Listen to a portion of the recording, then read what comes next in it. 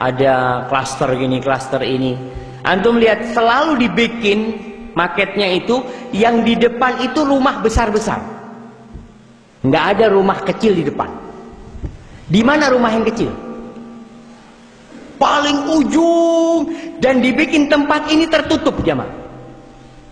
Tertutup sudah. Orang hanya lewat dari mana? Dari depan.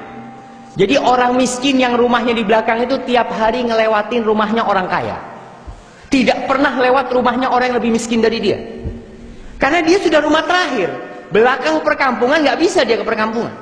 Dan orang kaya dibikin tidak pernah melihatnya rumah orang miskin. Orang kaya nggak pernah sampai ke belakang sana, itu jarang. Dia itu yang dilihat ya sudah bagian depan doang. Di sini kita lihat nasihat Rasul SAW-nya. Kalau orang sholat Id, sholat Idul Fitri, Idul Adha, dianjurkan untuk pulang itu cari jalan lain. Ini mungkin ada pelajaran buat kita supaya kita ngelihat yang ke bawah kita. Dan orang yang kaya ini semakin cinta dunia. Umpamanya bagian pertama orang-orang yang uangnya miliaran. Bagian kedua orang-orang yang uangnya ratusan. Orang yang uangnya ratusan ini udah kaya. Tapi karena tiap hari lewat rumahnya orang yang miliaran, tiap hari dia ngomong, kapan ana bisa seperti ini? Ya Allah, ternyata masih ada yang lebih kaya dari ana. Dia tidak akan pandai bersyukur, jamaah. Maka di sini nasihat Rasulullah SAW, lihat kepada yang di bawah kalian. Maka usahakan yang mau zakat. Ya boleh dia titipkan, nggak masalah. Tapi sekali-kali dia bawa, dia cari rumahnya orang miskin. Rasul Shallallahu Alaihi Wasallam memberikan wasiat kepada Abu Dzar radhiyallahu taala anhu, wa awsani bihubbil masakin wad dunu minhum. Dan Rasul SAW memberikan wasiat kepada aku agar aku cinta kepada orang-orang miskin dan dekat dengan mereka. Bagaimana kita bisa dekat dengan mereka kalau kita tidak pernah datang ke tempat mereka? Bagaimana kita bisa duduk sama mereka kalau kita memang tinggalnya di perumahan khusus? Mau sedekah tinggal transfer, kirim. Nggak apa-apa. Tapi kau tetap harus punya sesuatu yang kau datang ke orang miskin. Kau lihat tuh, ini wasiat Rasul SAW. Agar kita cinta dengan mereka. Dan di antara tanda orang cinta dunia, kalau ada walimah yang diundang cuma orang kaya. Nah, malu dia ngundang orang miskin. Padahal Rasul sallallahu alaihi wasallam mengatakan syarrut ta'amul walimah yud'a ilaiha man ya'baha wa ya'tiha man yud'a ilaiha man ya'baha wa yumna'uha man ya'tiha. Oh, kama qala Rasul SAW, seburuk-buruknya makanan adalah makanan walimah yang cuma diundang orang kaya.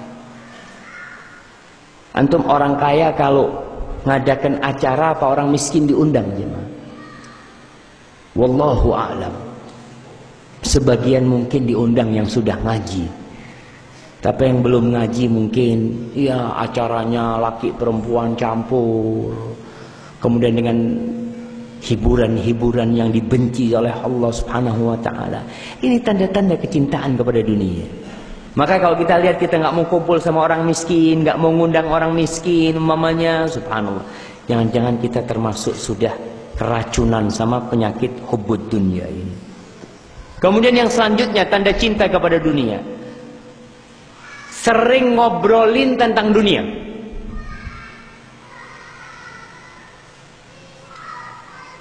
Ngobrol sama sahib, masya Allah. Mobil ente apa sekarang?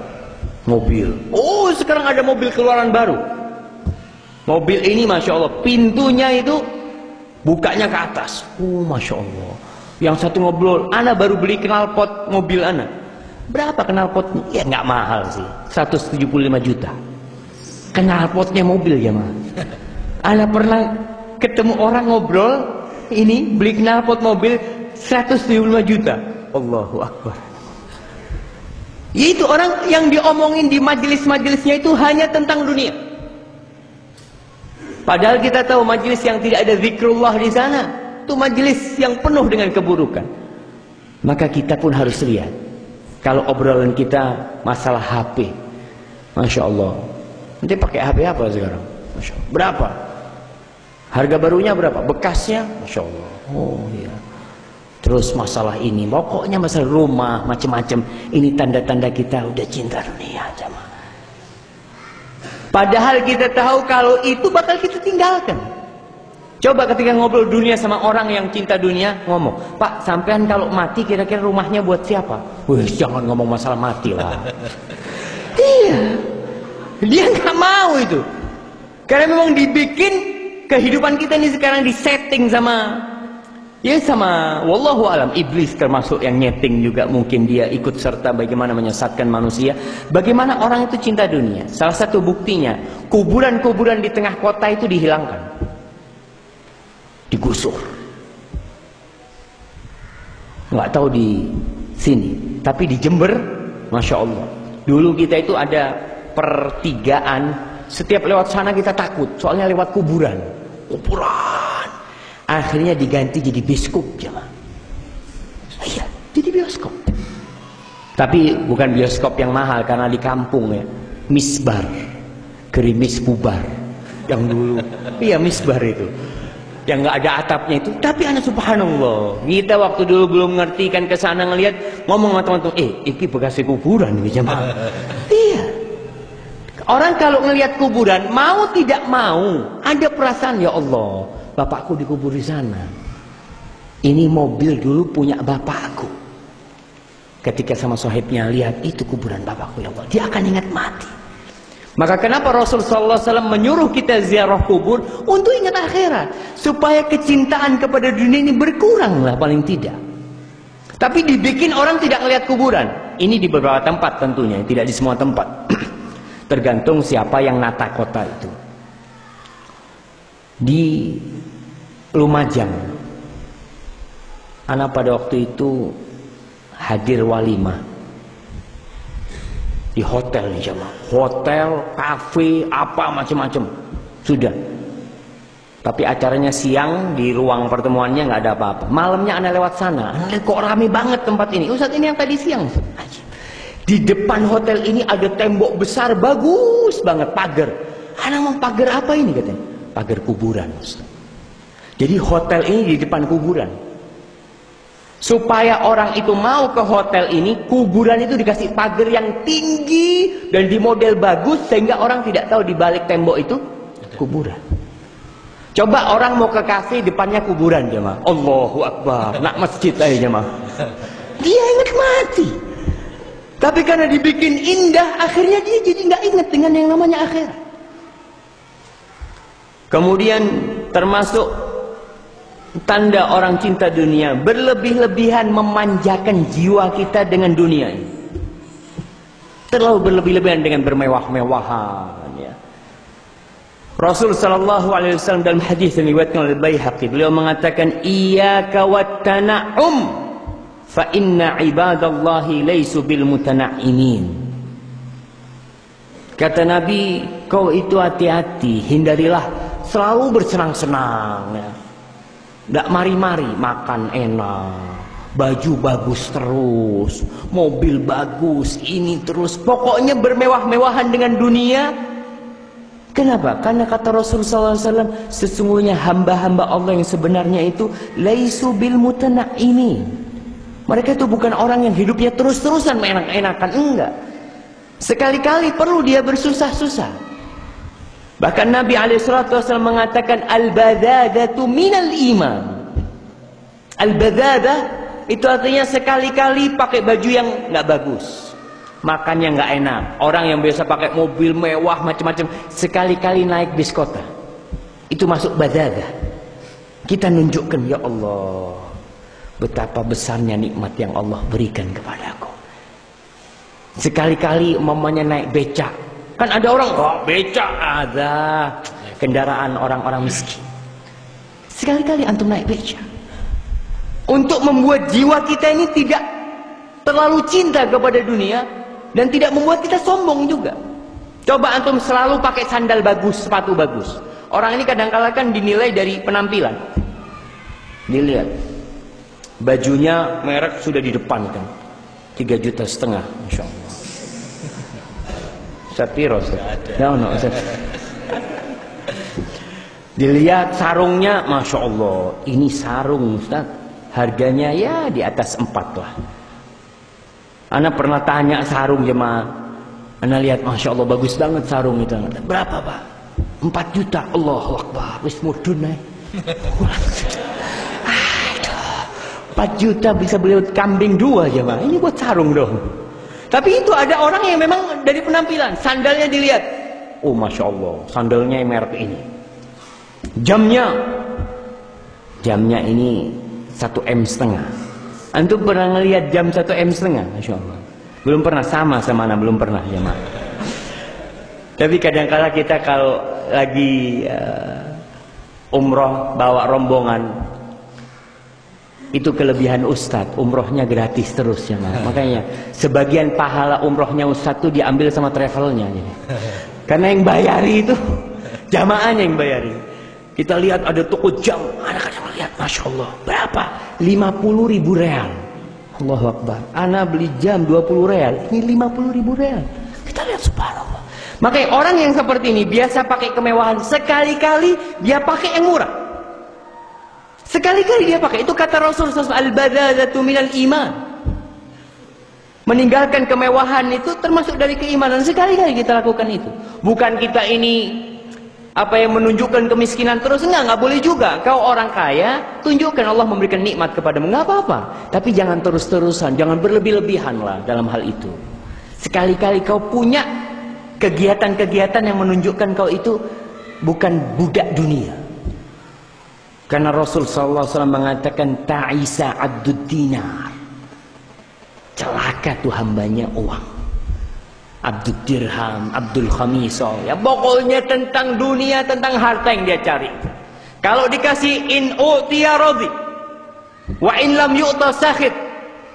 Kalau dikasih ridha, alhamdulillah, Allah cinta sama anak. Apa buktinya? Ente lihat rumah anak, ente lihat mobil anak. Kalla, itu bukan tanda kecintaan Allah kepada dirimu lah. Itu orang-orang kafir seperti itu, menganggap kecintaan Allah, kemuliaan Allah kepada hambanya dengan dunia lah. Allah mengatakan, fa ammal insanu idza mabtalahu rabbuhu fa akramahu wa na'amahu fayaqul rabbi akraman. Adapun manusia ketika dimuliakan sama Allah dengan harta, Allah beri nikmat kepada dia, Allah muliakan dia, Allah hormati dia dengan dunia ini, apa kata dia? Rabbi akraman, Rabbku menghormati aku, memuliakan aku. Wa amma idza mabtalahu faqadara alaihi rizqahu fayaqulu rabbi ahanan. Adapun ketika disempitkan rezekinya, kenikmatan dia dikurangin, dia mengatakan Rabbku menghinakanku. Kalla balla tukrimunal yatim. Nah, bukan itu ukurannya, enggak. Bukan itu ukuran cinta. Di sebuah athar dari Ibnu Mas'ud atau dimarfu'kan kepada Rasul sallallahu alaihi wasallam, innallaha yu'tid dunya man yuhib wa man la yuhib. Allah tuh berbagi dunia kepada orang yang dia cintai dan kepada orang yang tidak dia cintai. Buktinya orang-orang nggak pernah sujud kepada Allah, Allah kasih kekayaan. Nggak pernah sama sekali sujud, orang kafir. Ternyata orang paling kaya. Allah bagi dunia kepada semua manusia. Tapi Allah tidak berbagi iman kecuali kepada orang yang Allah cintai.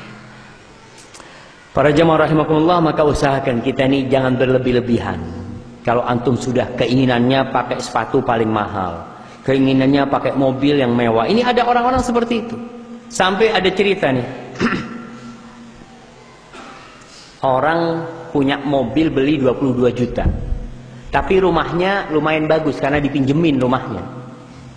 Apa kata orang tuanya? Mobilmu jangan diparkir di sana.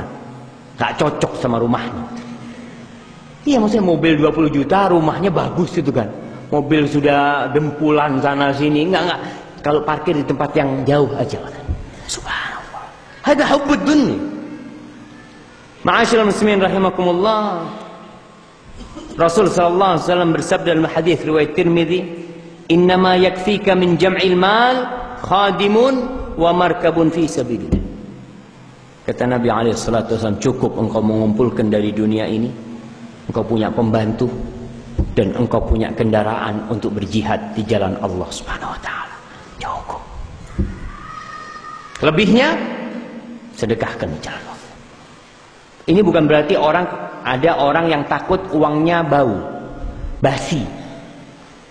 Ada sebagian orang itu kerja 3 hari, 5 hari libur. Kerja 2 hari, 5 hari libur. Kenapa? Alhamdulillah duitnya sudah ada. Maka dia libur. Kalau libur untuk beribadah nggak apa-apa. Libur untuk malas-malesan. Kau seharusnya kalau cukup kerja 2 hari, kerja 2 hari plus 5 hari. Yang 5 hari untuk celengan akhiratmu. 5 hari tetap kerja, tapi hasilnya untuk akhirat.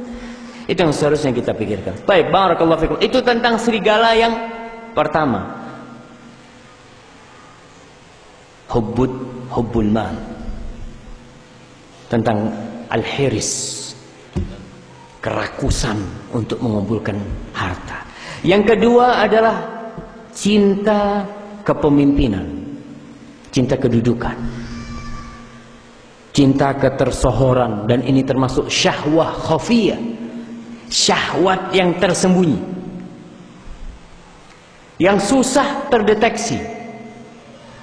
Kalau syahwat makan kelihatan, orang ini masya Allah. Kadang kala kita lihat siswa-siswa itu kalau ada prasmanan makan, masya Allah. Ketika dia di soft pertama ayam yang seharusnya dia ngambil 1, 3, tempe 2, ini semuanya.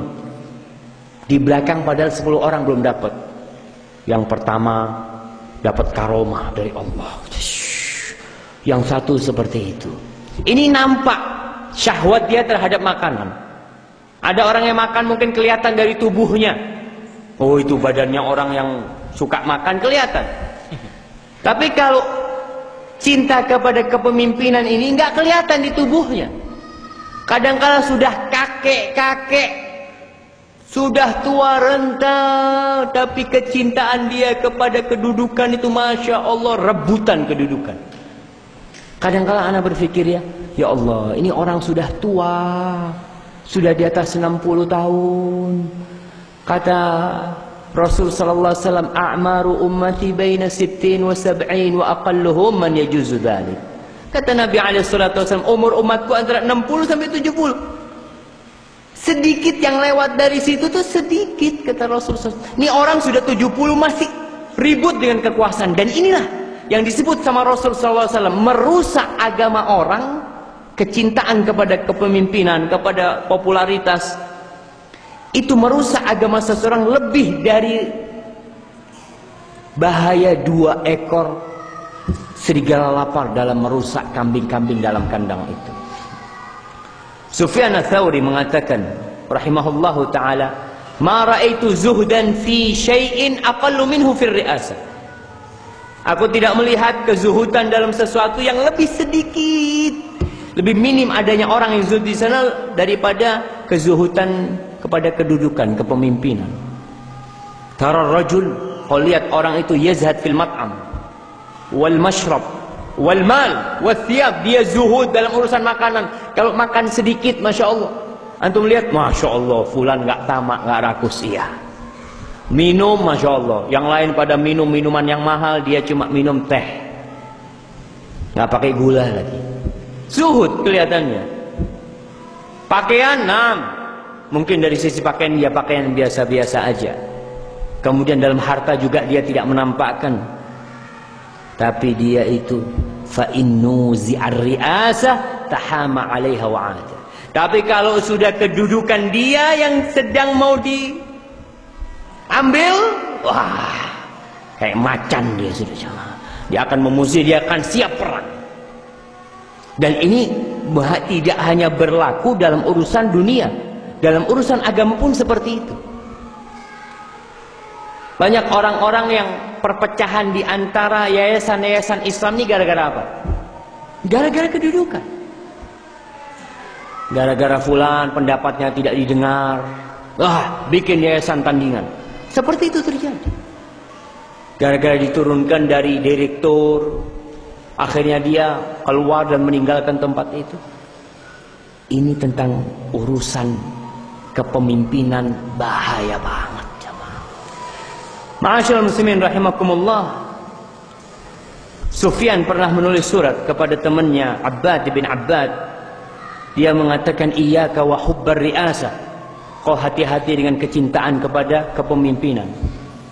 Fa innar rajula takunu riyasatu ahabba ilaihi minadh dhahabi wal fiddah wa huwa babun ghamid la yubsiruhu illa al-basir minal ulama'is samasirah fatafaqqat nafsaka wa'mal biniyah. Nih dia ngasih nasihat kepada temannya, karena memang alhamdulillah kita lihat ada orang-orang yang dikasih kelebihan. Dia dikenal oleh orang, diterima oleh masyarakat, dipercaya untuk menjadi pemimpin, dipercaya untuk memimpin sebuah lembaga, Masya Allah. Sufyan mengatakan, hati-hati dengan kedudukan, dengan kepemimpinan itu. Itu bisa jadi lebih dicintai orang daripada emas dan perak. Dan kedudukan ini babun ghamid, pintu yang misterius. Pintu ini sudah susah untuk menelaah ini kira-kira kok ikhlas apa tidak. La yubsiruhu illal basir minal ulama. Nggak ada yang bisa meneliti, memandang dengan jelas kecuali para ulama-ulama yang Allah kasih kelebihan mereka. Maka kau lihat dirimu dan beramalah dengan niat. Ketika kau diberi kedudukan, ya kau niatnya mau apa? Jangan sampai niatmu itu, ya dari dulu anak kepingin jadi mudir. Alhamdulillah kesampaian. Nah ini berarti dia, beberapa orang alhamdulillah anak sudah berusaha sikut sana sikut sini dan anak jadi mudir. Na'udzubillah min dzalik. Ma'asyiral muslimin rahimakumullah. Shaddad ibn Aus, beliau pernah mengatakan, memberikan nasihat kepada sisa-sisa orang Arab dengan mengatakan, ya baqayal Arab, wahai sisa-sisa orang Arab, inna akhwafa ma akhafu alaikum ar-riya wasyahwatul khafiyah. Sesungguhnya sesuatu yang paling aku takutkan kepada kalian adalah riya dan syahwat yang tersembunyi. Cinta popularitas, cinta kedudukan, itu tersembunyi jamaah. Kadang-kadang orang ini ahli agama, ngerti agama, tapi karena kecintaan dia kepada kedudukan, rusak agamanya. Berapa banyak yang kita tahu orang itu, Masya Allah, fulan ini lulusan Timur Tengah, fulan ini belajar sama Syekh fulan, sama Syekh fulan, kok jadi seperti ini sekarang? Mungkin orang nggak tahu. Oh enggak, dia itu ingin menegakkan kebenaran. Jangan-jangan penyakitnya nih asyahwatul khafiyah, cinta kepada kepemimpinan dan kedudukan. Makanya dia akan berusaha bagaimana kursi dia tidak digoyah. Dan kecintaan kepada pemimpinnya merusak hubungan anak sama orang tua. Kalau kita lihat bagaimana politik ya di negeri kita, Masya Allah, kalau mau pemilihan pemimpin lah, baik itu memimpin daerah atau memimpin negara, yang laris itu siapa? Siapa jamaah? Yang laris. Anak kasih hadiah, yang tahu sama yang laris. Insyaallah. Berarti hadiahnya buat anak, Ustaz yang jawab. Ustaz. Yang pertama, Ustaz. Kalau lagi musim pemilu itu, laris Ustadz itu. Datang ke Ustadz fulan, datang ke Ustadz, datang. Calon-calon pemimpin itu, Masya Allah, satu Ustadz ini ada di Jember satu gitu, didatangi oleh semua calon. Iya, bukan untuk dekat sama ulama, bukan. Demi untuk dukungan dari ini Ustadz ini kayak, apalagi ini kiai banyak masanya, dia cari. Baik, yang laris yang kedua artis. Bagaimana bisa digabungkan ente ke ustadz, ente ke artis? Ya gimana ustadz? Untuk orang-orang yang baik lewat ustadz, untuk orang-orang yang buruk lewat artis. Sudah, yang dia inginkan hanyalah kepemimpinan. Bagaimana dia jadi pemimpin, apapun caranya. Yang ketiga, siapa? guru spiritual, paranormal, itu mulai laris juga. Karena orang untuk mencari kedudukan segala cara, Masya Allah jemaah, dan itu merusak agama seseorang. Ada orang, ana masih ingat ya, nggak bisa dipungkiri, ada seorang mau mencalonkan jadi bupati waktu itu, haji sama rombongan kita pada waktu itu. Ternyata dia akhirnya nggak jadi, ya dia menyesal ya. Dia itu kepingin pulang, ketika mencalonkan gelar haji itu di depan namanya. Di depan namanya. Soalnya lawannya itu sudah ada hanya, sedangkan dia belum. Dia sudah tua. Dia berangkat haji, ketika pulang langsung ada yang dia taruh di sana. Segala cara dia tempuh, rusak orang kalau sudah cinta kepada kepemimpinan jemaah. Rasul sallallahu alaihi wasallam, kita akan lihat bagaimana cara-cara atau tanda-tanda orang yang cinta kepada kepemimpinan. Nabi alaihi salatu wasallam itu melarang untuk meminta jabatan, meminta kedudukan.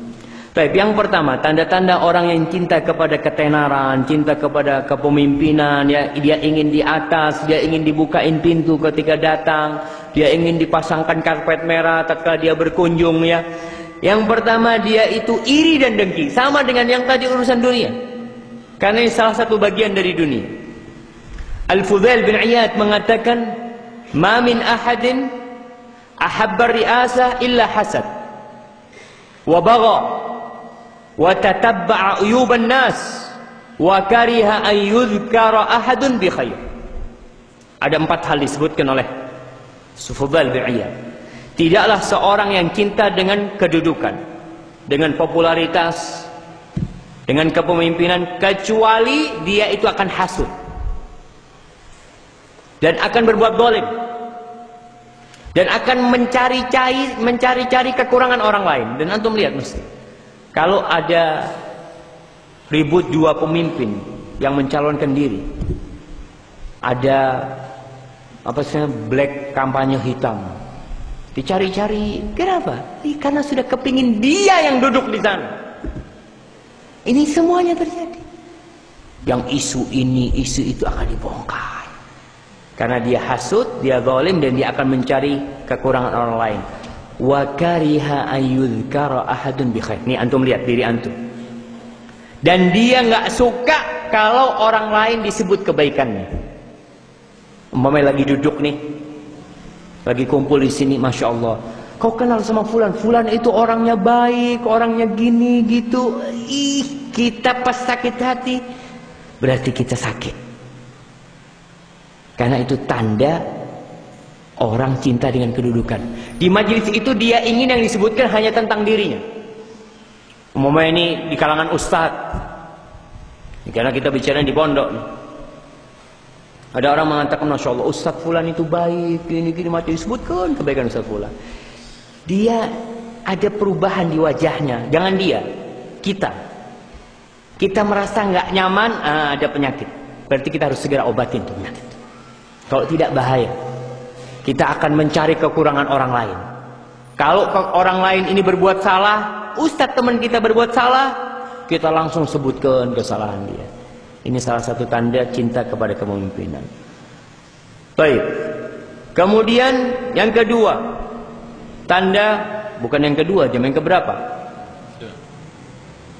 Kalau perkataan Fudail bin Iyad itu kita jadikan 4, berarti 5. Jadi ini yang kelima. Fudail bin Iyad mengatakan tidaklah seorang cinta kepada kepemimpinan kecuali dia akan hasad yang pertama. Bagha, dia akan melampaui batas, berbuat zalim, menzalimi orang. Yang ketiga, dia akan mencari-cari aib orang. Dan yang keempat, dia akan benci orang lain disebutkan kebaikannya diri. Yang kelima, dia menyesal kalau posisi dia dirubah. Jangan mengatakan, anak ini orang yang pas duduk di situ. Kadang-kadang terjadi. Fulan yang dulunya di bagian umpamanya kemahasiswaan, lalu diturunkan di jabatan yang lebih rendah. Atau fulan dulunya menjadi mudir, lalu diturunkan di kedudukan yang lebih rendah dari itu, atau dikotakkan, tidak dikasih kedudukan.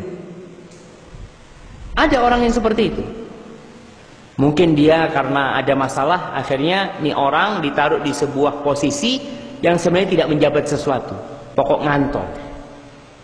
Ketika dia rasakan sakit hati dengan hal ini, jangan-jangan engkau cinta dengan kedudukan. Banyak alasan yang akan kau katakan. Mungkin, enggak, anak ini ingin kebaikan. Fulan itu nggak tahu apa-apa, anak yang ngerti. Masya Allah. Antum cukup jamaah. Kun rajulas saqah. Kata Rasul sallallahu alaihi wasallam, tuba li rajulin akhidhin bi'anani farasihi fi sabilillah. In kana fi saqah kana fi saqah, wa in kana fil hirasah kana fil hirasah. In ista'dhana lam yu'dhan lahu, wa in syafa'a lam yusyaffa'. Allah mengatakan kebaikan atau surga buat seorang lelaki yang dia pegang tali kekang kudanya, dia pegang tuh di jalan Allah. Kalau dia ditugaskan oleh atasannya untuk berada di bagian belakang, dia tetap nurut di bagian belakang. Ketika dia ditaruh di bagian penjagaan, dia tetap di bagian penjagaan. Dia nggak pernah protes. Dimanapun kau letakkan aku nggak masalah. Aku ini untuk Allah berbuat. Fi sabilillah, nggak ada urusan. Mau dikasih jabatan, alhamdulillah. Diturunkan, alhamdulillah. Bahkan kedudukan orang ini antum lihat. Kalau dia minta izin, nggak dikasih izin. Dari rendahnya kedudukan dia. Kalau dia berusaha memberikan syafaat, tidak diterima syafaatnya. Subhanallah. Tapi Allah menjanjikan surga. Di beberapa riwayat disebutkan tentang orang seperti ini, idza aqsama 'alallahi la abarra. Kalau dia bersumpah minta dengan nama Allah, Allah akan kasih yang dia minta.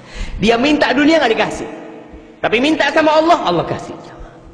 Antum jadilah seperti ini. Mau di mana posisi ana, monggo. Kalau ana harus jadi tiang, ana akan pegang itu masjid tiangnya. Antum lakukan hal itu. Tapi kalau antum merasa, oh kayaknya mereka ini memberikan ana posisi yang tidak seharusnya, lalu kita marah, kita benci, iri dan itu penyakit. Kemudian bagaimana menguji keadaan hati dengan kekuasaan hati ini kita? Kata Abdurrahman bin Mahdi, qal kuntu ajlisu yaumal jumu'ah fa idza kathura an-nas farihtu. Kata Abdurrahman bin Mahdi, aku pernah duduk ngajar pada hari Jumat. Kalau orang yang hadir itu banyak, aku senang, gembira aku. Wa idza qallu hazintu. Tapi kalau jumlah mereka sedikit, aku sedih. Fasa'altu Bishr bin Mansur. Aku tanya kepada Bishr bin Mansur, faqala hadza majlisu su' fala ta'ud ilaihi fama'udtu ilaihi.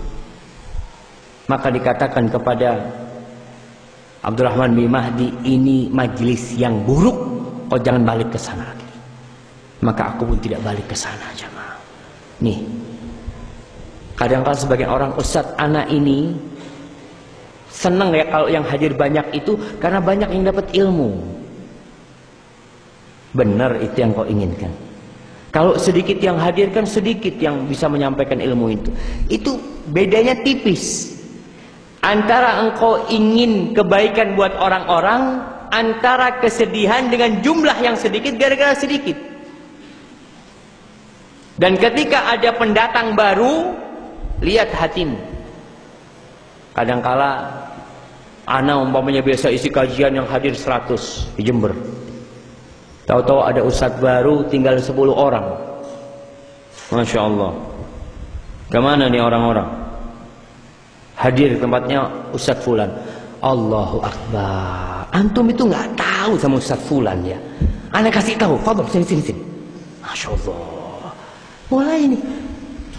Ada penyakit yang seperti itu. Kita pun harus sabar jamaah. Dan seorang hamba ketika datang ustadz baru, ketika datang memulai di pesantren, datang ustadz, Masya Allah, di kota itu datang ustadz baru, seharusnya bahagia, alhamdulillah, ada yang bantuin anak berdakwah. Selama ini anak sendirian capek. Ketika ada ustadz datang, ustadz afwan ustadz, nih ada jadwal ana, antum isi di situ, isi di situ. Karena ana selama ini capek ustadz. Insya Allah yang seperti ini mudah-mudahan dia tidak ingin dengan kedudukan. Dia tidak mencari kedudukan. Karena memang jamaah, ini masjid ustadz. Mana mimbarnya? Oh mimbarnya di belakang ana. Ini mimbar, di sini ada berapa ustadz? Ustadz. Nah, dimaatin. Masya Allah, kiro. Mulai mana ini Ustaz? Ya Allah, ustadz yang bisa ceramah 50? Yes. 50 orang. Mimbarnya cuma satu, bayangkan. Apa mungkin semua ustadz gantian gitu kan? Ayo 1 menitan naik. Ya mungkin. Kalau satu naik semuanya duduk dengarkan. Dan di sini hati kita harus kita lihat. Maka jamaah itu termasuk menguji keikhlasan kita. Apakah kita berbuat karena Allah Subhanahu wa taala, apa karena kita cinta dengan kedudukan? Kemudian tanda orang yang cinta dengan kepemimpinan ini sedih dan menyesal ketika dilarang atau tidak dikasih kesempatan untuk menunjukkan dirinya. Itu sedih dia. Kok Ustadz Fulan yang disuruh? Kok Fulan yang disuruh? Kok bukan anak? Kenapa? Dia sedih karena kesempatan untuk menunjukkan bahwa dia itu ada di sini, dia memiliki kelebihan, itu tidak dapat. Maka kesedihan ini adalah tanda kalau kita menginginkan kedudukan itu, jemaah. Al-Imam Al-Zahabi menceritakan sebuah kisah.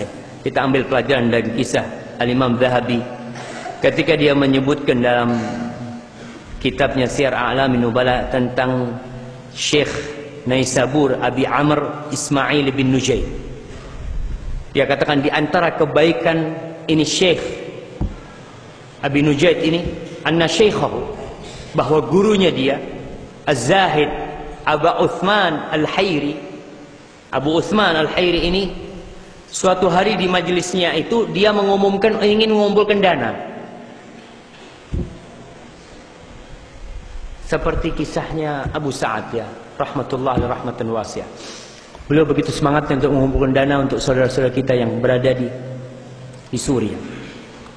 Di sini beliau ini mengumpulkan dana untuk daerah-daerah yang berperang dengan musuh-musuh Islam, perbatasan-perbatasan.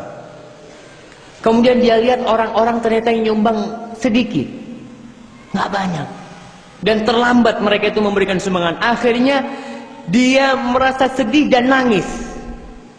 Syekh Abu Uthman. Lalu datanglah Ibn Nujaid, muridnya. Dia bawa 2000 dirham. 2000 dirham itu kalau buat beli kambing dapat berapa jemaah? Dulu kambing itu harga antara 5 sampai 10 dirham. Jadi 2000 dirham cukup untuk beli 200 ekor kambing. Kalau satu kambing 1 juta, berapa yang dia bawa? 200 juta. Dia taruh di depan gurunya itu. Lalu karena dia dapat duit itu, dia doakan Ibn Nujaid, dia karena dia bantu dan dia sebutkan kebaikannya nih orang, dan dia mengharapkan kebaikan untuk Ibn Nujaid Abu Umair dengan apa yang dia lakukan. Karena dia setelah mewakili rombongan yang banyak, dia nih yang nyumbang sendirian. Apa yang terjadi? Dia sebutkan berapa jumlah sumbangan itu. Ibn Nujaid merasa dirinya nggak nyaman. Lalu dia datang kepada gurunya ini. Dia mengatakan, wahai guruku, kata dia, tapi itu uang yang aku kasihkan kau itu uang ibuku. Dan dia nggak suka aku ngasihkan uang itu kepadamu. Kau harus kembalikan uang itu kepadaku. Masya Allah. Di depan orang banyak. Yang baru saja dipuji Abu Amr bin Nujaid ini, lalu dia menunjukkan dirinya, uang itu aku mau ambil lagi. Karena uang ini milik ibuku dan ibuku nggak suka. Maksudnya dia kurang suka untuk aku sedekahkan itu. Kau harus kembalikan uang itu kepadaku. Dibalikin uang itu. Falamma jannal lail, ketika malam telah gelap gulita, Abu Amr Ibn Nujaid bawa itu kantong berisi 2000 dirham ke rumahnya Syekh. Lalu dia mengatakan, Syekh ini Syekh, kata dia, Aku lakukannya, aku minta maaf sama engkau. Lalu Syekh itu dapat pelajaran penting dari perbuatan murid. Kita takut jemaah dengan riya, jemaah. Yang awalnya ikhlas gara-gara dipuji-puji jadi gak ikhlas. Kemudian orang yang cinta dengan kedudukan ini senantiasa menunjukkan dirinya itu model seksi sibuk. Aku ini menunjukkan, aku ini nggak bisa datang, ini itu macam-macam, supaya dipandang oleh orang dia ini memang orang penting gitu. Oh, fulan memang nanti susah telepon, kayak presiden aja kalau telepon fulan. Itu termasuk kecintaan seseorang kepada kedudukan. Kemudian dia biasanya tidak ikut serta dalam kepanitiaan-panitiaan kalau dia jadi bawahan. Dia nggak suka jadi bawahan. Karena dia merasa aku ini biasa nyuruh. Kenapa sekarang aku disuruh? Iya, hadid dunia itu berputar. Kau kemarin mudir, sekarang kau sudah menjadi bawahannya mudir. Maka seharusnya kau menerima hal itu. Kemudian contoh orang yang atau tanda orang yang cinta kepada dunia ini sulit menerima pendapat orang lain dan mengalah. Sulit. Walaupun dilihat pendapat orang ini benar ya, masih dibantah dulu. Walaupun terakhirnya diterima. Wow, ini pendapat ente ini terlalu buruk kata dia. Macam-macam. Padahal terakhirnya diterima. Itu bermasalah. Kita kalau sudah tidak mau nasihat orang dan tidak mau dikasih pendapat orang, hati-hati. Jangan-jangan kita sudah cinta dunia. Terus para jamaah yang terakhir, apa sih penyebab dua penyakit ini? Kenapa dua penyakit ini ada? Kenapa kita sebagai seorang yang beriman masih terkena dua penyakit ini? Hubbul mal, cinta kepada harta, dan ambisi dengan kedudukan. Yang pertama karena orang itu tidak memikirkan akibat buruk di akhirat. Dia tidak memikirkan kalau kedudukan ini nanti akan jadi amanat, nanti kau akan Masya Allah, akan dimintai pertanggungjawaban. Anda ingat seorang syekh cerita dalam ceramahnya di Riyadh, ada seorang qadhi pada waktu itu. Ketika qadhi ini menjabat menjadi hakim, Masya Allah, sapinya mati banyak yang takziah jemaah. Bayangkan, orang kan biasa di kampung itu, oh sapinya fulan mati, orang itu takziah. Masya Allah, mudah-mudahan Allah kasih ganti yang bagus, sapinya mati. Ketika dia turun dari jabatannya berganti dengan orang lain, anaknya mati, orang kampung gak ada yang datang. Kenapa? Karena dia dulu datang berharap maslahat dari orang ini. Dia hakim, kalau anak ada masalah apa mungkin bisa dibantu. Tapi setelah itu selesai. Rasul sallallahu alaihi wasallam mengatakan, "Ma min rajulin yali amra ashrah fama fawqa dzalik." Tidak ada seorang yang mengurusi urusan 10 orang atau di atas itu, illa atallah maghlulan yadahu ila unuqih, kecuali dia akan datang pada hari kiamat itu ke padang mahsyar dalam kondisi terbelenggu tangan ke lehernya. Orang-orang yang menjadi pemimpin ini, yang ngurusin urusan 10 orang itu akan dibelenggu ke lehernya, lalu dia akan disidang. Fakkahu birruhu au awthaqahu ismu. Yang akan membuka belenggu itu, ya sudah, kebaikan dia kalau dia adil, atau dosa dia. Awaluha malamah. Yang namanya kedudukan ini awalnya celaan, karena biasanya orang berusaha mencari itu dengan segala cara. Wa awsatuha nadamah, pertengahannya penyesalan. Wa akhiruha khizyun yaumal qiyamah, akhirnya adalah kehinaan pada hari kiamat. Tentunya buat orang-orang yang tidak melaksanakan tugas itu dengan adil, dengan amanah dari Allah Subhanahu wa taala. Yang terakhir, ana sampaikan sabda Rasul sallallahu alaihi wasallam, ya, innallaha yuhibbul 'abdat taqiyal ghaniyal khafi. Allah itu cinta. Ini cerita Sa'ad bin Abi Waqqas. Nah, Sa'ad bin Abi Waqqas termasuk yang mengasingkan diri. An Amir bin Sa'ad bin Abi Waqqas, Sa'ad bin Abi Waqqas ini ketika haji wada, dia itu mau mati, sakit mau mati. Lalu dia hendak berwasiat, hartanya banyak, anaknya cuma satu perempuan. Dia ingin dia sedekahkan semua hartanya. Jangan, kata Rasulullah SAW. Yang akhirnya jadi thuluth, sepertiga. Ternyata setelah itu Sa'ad bin Abi Waqqas punya anak banyak, puluhan anaknya Sa'ad bin Abi Waqqas. Yang awalnya cuma satu. Akhirnya ketika dia meninggalkan dunia itu, saat ini ngurusin ontanya, ngurusin kambingnya, tiba-tiba datang anaknya. Fa'atahu ibnuhu Umar ibn Sa'ad. Datang anaknya Umar bin Sa'ad. Falamma ra'ah, ketika Sa'ad bin Abi Waqqas melihat itu anak, dia mengatakan, a'udzu billahi min syarri hadzal rakib. Aku berlindung kepada Allah dari kejahatan penunggang ini. Falamma atahu qal, ketika datang ini Umar bin Sa'ad mengatakan kepada bapaknya, ya abati, wahai ayahanda, aradita an takuna a'rabiyan fi ghanamika wan nasu yatanaza'una fil mulki bil Madinah. Wahai abah, engkau itu mau di sini di tempatnya kambing bersama orang-orang Badui, sedangkan orang-orang di Madinah sedang rebutan kekuasaan. Di Mekah ketika Abdullah bin Zubair, ketika ribut dengan Hajjaj bin Yusuf bin Abdul Malik bin Marwan. Di Madinah seperti itu pula kejadiannya, keributan di Madinah yang akhirnya terjadi pembunuhan besar-besaran gara-gara kedudukan kota Madinah. Apa kata Sa'ad bin Abi Waqqas? Fadaraba Sa'dun sadra Umar, dipukul dadanya Umar sama Sa'ad bin Abi Waqqas, anaknya. Wa qala skut, diam kau.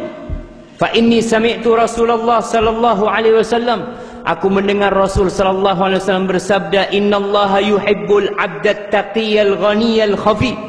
Sesungguhnya Allah itu cinta kepada hamba yang bertakwa, kaya tapi tersembunyi. Allah cinta hamba itu kaya, bertakwa kepada Allah, dia bisa bantu sana bantu sini dengan kekayaannya, tapi dia tersembunyi. Berapa banyak orang-orang yang membantu itu nggak ada yang kenal, jamaah. Ini yang Allah cintai. Jadilah yang seperti itu. Kau kaya fadhal, tapi kau tidak cinta popularitas, tapi penyakit. Takwa 6. Bagaimana bentuk ketakwaan dalam harta? Kau sedekahkan, nggak perlu orang lain tahu. Apalagi sekarang sudah mudah, jamaah. Sedekah itu sudah mudah, tinggal transfer rekening. Berapa rekening Al-Furqan? Nggak hafal Ustaznya? Nggak hafal. Masya Allah. Tinggal transfer, klik, sampai. Konfirmasi dari hamba Allah. Selesai. Tiap bulan. Sampai ada di Jakarta cerita seorang, Masya Allah, Ustaz, kadangkala kita kajian, Ustaz, nemu duit di kotak amal 70 juta. Siapa? Wallahu a'lam. Jamaah. Ibu-ibu, apalagi ibu-ibu kan tinggal kotak amal itu tinggal dikerudungin ya sama dia. Masukin jilbabnya, udah dia buka, dia masukin. Nggak ada yang tahu, jamaah. Seperti itulah jadilah hamba Allah yang siap diletakkan di mana saja. Yang posisinya, kedudukannya dipindah dimanapun dia siap, karena dia beramal bukan untuk dunia ini. Dia tahu yang sedang dia cari adalah mi'atu darajah yang ada di surga, yang disediakan bagi hamba-hamba Allah yang beriman kepada Allah. Hadza wallahu a'lam bissawab. Semoga apa yang Anda sampaikan bermanfaat buat Anda sendiri dan bermanfaat buat yang hadir di sini. Barakallahu fikum Ustaz. Sallallahu ala nabiyyina Muhammadin wa ala alihi wasahbihi wasallam. Nah. Hadir Ustaz. Al-waqt. Mati ya. Nuwazzi. Nah. Nanti soal. Nah. Baik, fadhal. Baik. Ana mau kasih hadiah ini buat yang hafal hadisnya Ka'ab bin Malik. Hadis tadi yang kita kaji itu. Jangan baca di belakang lagi. Di belakang ada. Oh, enggak ada. Nah. Siapa yang hafal hadis tadi? An Ka'ab bin Malik radhiyallahu anhu, anna Rasulullah sallallahu alaihi wasallam qala, ma dhi'bani. Mana? Jemaah. Masya Allah. Baik, yang mau baca dari catatan tangannya, dari catatan tangannya, bukan dari HP-nya. Insya Allah, kalau dari HP nemuan tuh. Yang nyatet tadi, Masya Allah, hafal enggak, nyatet enggak, Ustaz? Ya apa, Ustaz? Nah, fadl jamaah. Masya Allah, ada mungkin nggak suka hadiah mereka. Baik, pertanyaan selanjutnya. Sing gampang lah, Ustaz. Sing gampang, Iya. Insya Allah. Sebutkan 4 tanda orang cinta dunia. Nah, itu Masya langsung Allah. bisa, Ustaz.